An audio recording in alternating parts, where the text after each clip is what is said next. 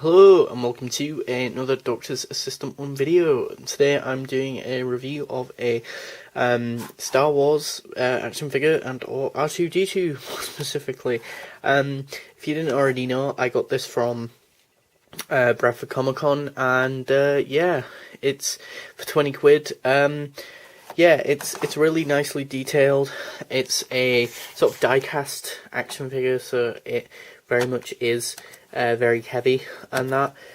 You can pose it, let me just try anyway, to pose it as followed, or as follows even, like so. Oh god. Let me just not destroy everything in the process. You know, you can have the more sort of more iconic words, more iconic sort of pose where he's got all the three sort of feet and or legs sort of out and that, and it's got absolutely beautiful detailing, just phenomenal. The dome does actually move as well, so you can like move it, you know, sideways, so as though he's looking side on, and that just the sheer amount of detail is just insane on this figure. You know, you've got the big eye sort of thing piece there, you've got the red bits and the blues and the sort of silver parts and just different mechanical parts and that. I'm sure that one often opens up in, I think, Revenge of the Sith and some of the prequels and that. And yeah, just absolutely phenomenal on detail. Obviously, articulation-wise, he's quite limited. I mean, you can move his feet back, so you can just have him in the sort of stationary position, as it were, and that.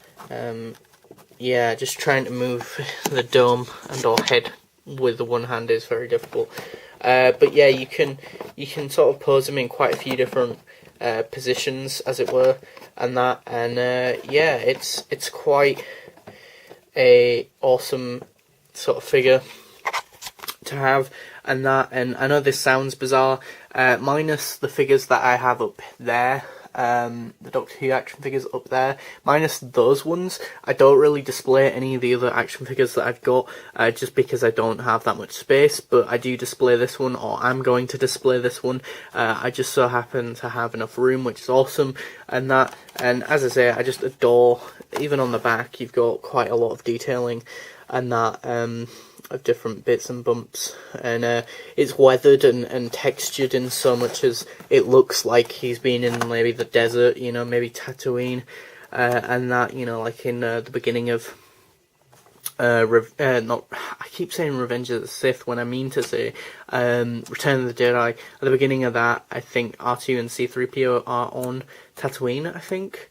Is it Tatooine? I'm not the biggest Star Wars fan, so please do correct me in the comment section below if I'm incorrect. Sorry about that, Star Wars fans. But yeah, I just adore this figure. I think, yeah, obviously I'd prefer to have got it cheaper than 20 quid, but if you can find it for sort of 20 quid or 10, 20 quid, anywhere between 10 and 20 quid, I think it's a must-have, really, for any Star Wars collector.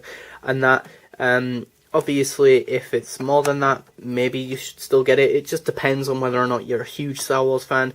Obviously, it's an action figure. It's probably not best for a younger Star Wars fan, in so much as the articulation's limited. It's not quite that goofy, or you know, there are none of those sort of play features, as it were, to the figure, or anything goofy like that. And that, so in that respect, I do definitely think this is more of a collector's item, as it were. So, you know, if you much like myself going to be displaying this figure and that, then yeah, sure, go ahead and, you know, purchase this. But if you're more buying this for someone who's of a younger age and into Star Wars, then they might not particularly like it. As I say, it's quite heavy because it's die-cast as well, so that might become problematic, and that. So yeah, it's just that the Disney store in town used to sell Star Wars figures, but now doesn't, because they're not there anymore, or not, at least in the town that I live in, and that, or city I live in, and that we don't have a Disney store anymore. But yeah, just the sheer detailing and that, you know, what it lacks in articulation, it definitely makes up for in detail. As I say, you can push out these two legs and have him in a more sort of moving position, as well as you can move the dome and that.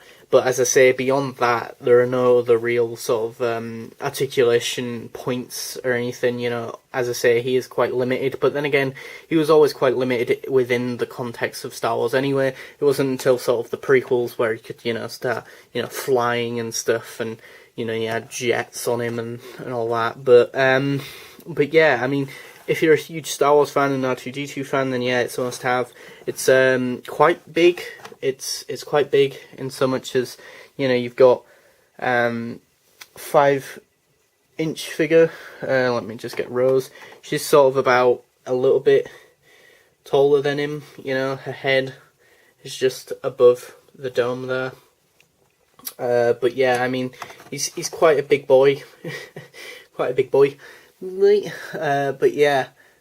Hopefully the Rose figure doesn't fall back down or anything. But yeah, so yeah, the figure's quite nicely detailed, and yeah, I think it's a must-have for anyone who's a fan of Star Wars. So yeah, thanks for watching. Comment, rate, and subscribe.